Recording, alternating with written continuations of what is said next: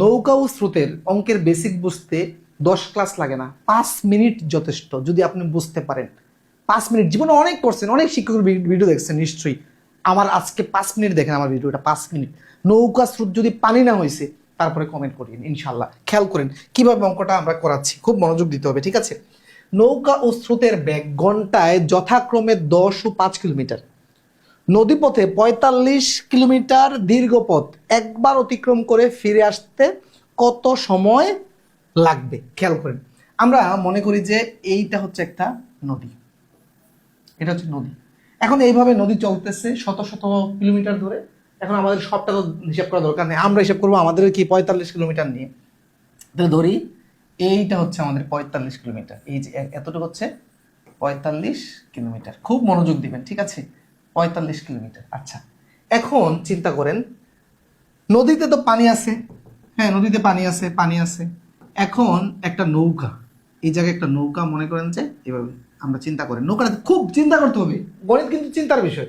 পাইলাম আর খাইলাম এটা কোনো জিকে না ভাই, যে উগান্ডার রাজধানী কাম্পালা, এটা জিকে না, ঠিক আছে? মুখ চিন্তা করতে হবে, খেয়াল করেন। এখানে মনে করেন যে পানির উপরে নৌকা আছে, পানিতে কোনো স্রোত নাই, নৌকাতে কোনো মাঝি মাল্লা ইঞ্জিন কিছু নাই, মানে কি নৌকার কোনো শক্তি নাই, পানিতে স্রোত নাই। তাহলে এই নৌকাটা কি থাকবে বলেন তো? চিরকাল এভাবেই থাকবে। কারণ কি, জড়তার সূত্র অনুযায়ী কোনো জড় পদার্থের উপরে যদি বাহ্যিক কোনো বল প্রয়োগ করা না হয়, ওই পদার্থ চিরকাল যে অবস্থায় স্থির আছে ওই অবস্থায় থাকবে, তাই না? ওকে, তাহলে এটা চিরকাল এভাবে থাকবে। এখন মনে করেন ফার্স্ট কন্ডিশন কি? ফার্স্ট কন্ডিশন কি বলছি? যে মানে কোনো মানে ইয়া নাই, ব্যাগ নাই, ব্যাগ নাই, নৌকারও নাই, স্রোতেরও নাই। আচ্ছা, তাহলে দ্বিতীয় কন্ডিশনে মনে করেন যে স্রোতের ব্যাগ আছে। দ্বিতীয় কন্ডিশনে স্রোতের ব্যাগ আছে, মনে করেন স্রোতের ব্যাগ আছে, খুব মনোযোগ, স্রোতের ব্যাগ আছে। দ্বিতীয় কন্ডিশনটা চিন্তা করেন, দ্বিতীয় কন্ডিশনটা স্রোতের ব্যাগ আছে, নৌকার নাই। তাইলে মানে স্রোত যাচ্ছে, এই জায়গায় আপনি একটা নৌকা ছেড়ে দিলেন। এখন বলেন তো নৌকাটা কি স্থির থাকবে নাকি যাবে? আপনি একটা চলন্ত পানিতে একটা কিছু ছেড়ে দিয়েন, তো একটা কাগজ ছেড়ে দিয়েন, একটা কাগজের নৌকা ছেড়ে দিয়েন, দেখবেন যে চলে গেছে শাসা করে, ঠিক কিনা? আচ্ছা, তাহলে নৌকার তো কোনো ব্যাগ নাই, নৌকাতে কোনো ইঞ্জিনও নাই, তাহলে নৌকাটা গেল কিভাবে? প্রশ্ন না? এটা গেছে স্রোতের বেগের তালে তালে। স্রোত যেই বেগে যাচ্ছে, পানি যেই বেগে যাচ্ছে ওই বেগে যাচ্ছে। পানি যদি যায়, এখানে বলছে কি স্রোতের বেগ 5 কিলোমিটার, তাহলে এরকম একটা নদীতে যদি আপনি একটা নৌকা ছেড়ে দেন, কাগজ ছেড়ে দেন, ওইটা 5 কিলোমিটার বেগেই যাবে, মানে 1 ঘন্টায় 5 কিলোমিটার সামনে যাবে। ওকে, আচ্ছা, তাইলে খেয়াল করেন এখন এখানে মনে করেন যে নৌকারও ব্যাগ আছে, তৃতীয় কন্ডিশনে নৌকারও ব্যাগ আছে, নৌকার ব্যাগ আছে। এখন খেয়াল করেন তাহলে কি ঘটছে? তাহলে নৌকা এই প্রশ্ন উল্লেখ আছে 10 কিলোমিটার প্রতি ঘন্টায় যায়। তাহলে খেয়াল করেন এই যে নৌকাটা যাত্রা শুরু করলো এখান থেকে, তাহলে সে 10 কিলোমিটার যাবে 1 ঘন্টায়। এখন নৌকার ব্যাগ যদি নাও থাকে, স্রোতের কারণে তো সে কিছুটা সামনে যাইতো, তাহলে এটা তো সে যাবেই। তাইলে নৌকা নিজের ব্যাগে যায় 10 কিলোমিটার সামনে, যেহেতু এদিকে নৌকা যাচ্ছে, স্রোত এদিকে যাচ্ছে, তাহলে নৌকা যাবে 10, স্রোত নিয়ে যাবে তাকে কত সাথে? আরো 5। খেয়াল করেন, খুব মনোযোগ, তাহলে আরো 5, তাহলে 1 ঘন্টায় সে যাবে কত? নিজে 10, স্রোতে নিবে তাকে কত? 5। তাহলে গেল হচ্ছে 1 ঘন্টায় 15 কিলোমিটার, 1 ঘন্টায় 15 কিলোমিটার। তাহলে 45 কিলোমিটার যেতে কত সময় লাগবে? 1 ঘন্টায় যাবে, 1 ঘন্টায় 15, আরেক ঘন্টায় 15, আরেক ঘন্টায় 15, তাহলে 3 ঘন্টায় 45 কিলোমিটার চলে যাবে। এখন মনে করেন যে সে এখানে চলে আসছে। এখন সে ফিরবে। এখন ফিরার সময় খেয়াল করেন, ফিরার সময় কি করতেছে?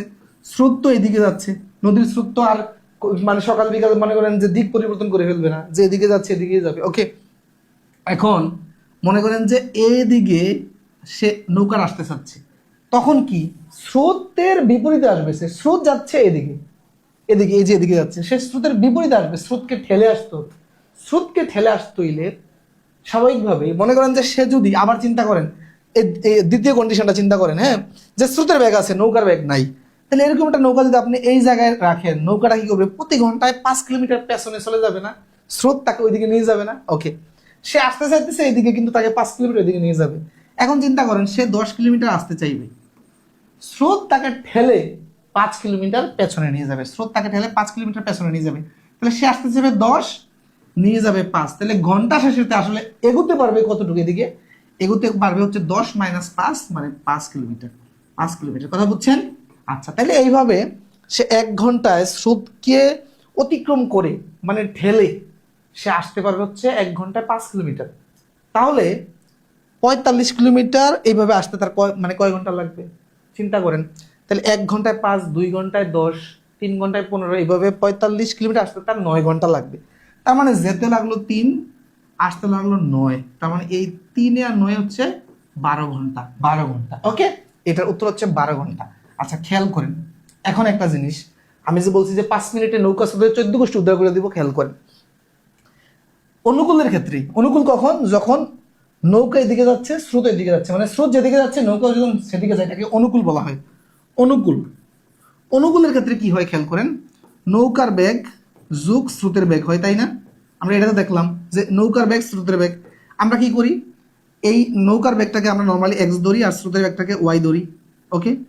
তাহলে এইটা একটা সূত্র আমাদের জন্য। আচ্ছা তারপরে দেখেন প্রতিকূলের ক্ষেত্রে কি হয়। প্রতিকূলের ক্ষেত্রে কি হয়, নৌকার বেগ থেকে দেখেন স্রোতের বেগটা কি হচ্ছে, মাইনাস হচ্ছে। তাহলে নৌকার বেগ মাইনাস স্রোতের বেগ, তাই না? স্রোতের বেগ। আচ্ছা তখন দেখেন নৌকার বেগটা এক্স ধরি, স্রোতের বেগটাকে ওয়াই ধরি। এই দুইটা সূত্র দিয়ে আপনি এখন পুরো চাপটা শেষ করতে পারবেন নৌকা স্রোতের।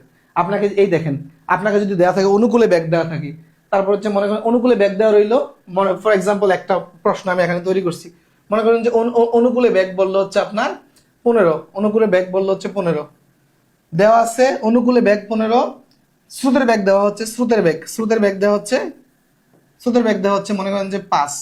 বলো নৌকার বেগ কত? নৌকার বেগ মানে কি, তাহলে এই যে এক্স এর মানে চাইছে, তাহলে আপনি এখানে বসাবেন, এখানে বসাবেন যে অনুকূলে বেগ, হ্যাঁ আপনি বসাবেন অনুকূলে বেগ কত 15 ইকুয়াল নৌকার বেগ চাইছে, তাহলে এক্স রেখে দেন প্লাস, তারপরে কি স্রোতের বেগ আপনার কাছে দেওয়া আছে কত 5, 5 দেওয়া, তাহলে এখানে এক্স এর মানটা রেখে দিলে কি করতে হবে, এই 5টা এই পাশে নিয়ে আসেন, 15 মাইনাস, দেখেন x equal to 15 minus 5 equal 10 চলে আসছে কিনা। এরপরে যদি প্রতিকূলের বেগ দেওয়া থাকে, তারপরে সাথে যদি মনে করেন যে এই যে নৌকার বেগ দেওয়া থাকে, তাহলে স্রোতের বেগ কত হবে সব বের করে দেবে, সব। জাস্ট খালি এই বেসিকটা যদি বুঝতে পারেন। দেখেন অনেকে মনে করে যে কোর্সে ক্লাস কম, আরে ভাই কোয়ালিটিপূর্ণ ক্লাস হইলে তো কম ক্লাসে যথেষ্ট। কম খাবেন, ভালো জিনিস খাবেন। আর যদি মনে করেন যে আজে বাজে খান, বুড়ি বুড়ি খাইলেন, গাদা গাদা খাইলেন, লাভ হইব কি, ঠিক না? আমার দৃষ্টিতে এই যে 5 মিনিট আমি যেটা বুঝাইছি আল্লাহর রহমতে, ঠিক আছে, হ্যাঁ আল্লাহর রহমতে বলতেছি, ইনশাল্লাহ গর্ব না, এইটা যে বুঝতে পারবে নৌকা স্রোতের, আপনি যে কোনো বই খুলবেন, হ্যাঁ আপনি 80% অঙ্ক করতে পারবেন, 80% অঙ্ক করতে পারবেন। 20% একটু জটিল অনেক আশেপাশে কথা কন্ডিশন যোগ করে দেয়, সেগুলো হয়তো একটু অন্যভাবে চিন্তা করতে হবে, এই জায়গা থেকে হয়তো অনেকে বুঝবেন না, কিন্তু বেসিক এইটাই, বেসিক এটি, এর বাইরে কোনো নৌকা স্রোতের বেসিক নাই, ঠিক আছে? অনুকূল প্রতিকূলে গেলে কি ঘটছে একদম এ টু জেড কিন্তু এখানে বুঝিয়েছি। খেয়াল করেন আরেকটা জিনিস এখানে বলে দিই, অনেকের একটা কিউরিওসিটি থাকতে পারে যে এই যে আসার সময় নৌকার বেগ থেকে স্রোতের বেগটা মাইনাস হয়েছে, যদি এরকম হয় যে স্রোতের বেগটা বেশি, স্রোতের বেগ বেশি নৌকার বেগ এসছে, ফর এক্সাম্পল এরকম মনে করেন যে নৌকার বেগ 10 আর স্রোতের বেগ হইলো মনে করেন যে 15, তাহলে কি 15 মাইনাস 10 লিখবো নাকি 10 মাইনাস 15 লিখবো? সূত্র এটাই, প্রতিকূলের ক্ষেত্রে নৌকার বেগ মাইনাস স্রোতের বেগ, আপনি যাই থাকুক আপনি এটা ভাইবেন না যে স্রোতের বেগ বেশি আছে আমি সামনে নিয়ে আসি, না যে তার মানে এটা কি হচ্ছে, রেজাল্টটা কি আসতেছে -5। তার মানে এটা কি বোঝাচ্ছে জানেন, আপনি প্লাসের দিকে না আপনি মাইনাসের দিকে যেতে পারবেন, মানে আপনার মানে আপনি কি উন্নতি করতে পারতেছেন না, আপনি অবনতি। মানে এটা মানে কি দেখেন তো, নৌকার বেগ থেকে স্রোতের বেগ যদি বেশি হয়, মনে করেন যে 15 কিলোমিটার গতিতে স্রোত যাচ্ছে ওইদিকে, আপনি ওই দিক থেকে 10 কিলোমিটার গতিতে নৌকা নিয়ে আসতে চাচ্ছেন, আপনি জীবনে আসতে পারবেন? আপনি আগাবেন 10, স্রোত আপনাকে 15 কিলোমিটার ওইদিকে ঠেলবে, তাই না? তার মানে ঘন্টা শেষে আপনি আরো 5 কিলোমিটার পেছনে যাবেন, আপনি কিয়ামত পর্যন্ত আপনি আর এই পূর্বের ডেস্টিনেশনে আসতে পারবেন না, বুঝছেন? ডেস্টিনেশনে আসতে হইলে স্রোতের চেয়ে আপনার বেগ অবশ্যই বেশি হইতে হবে, নাই তো আপনি কোনোদিন আসতে পারবেন না, কিয়ামত পর্যন্ত চালাইবেন খালি পেছনেই যাবেন, পেছনেই যাবেন, বুঝতে পেরেছেন?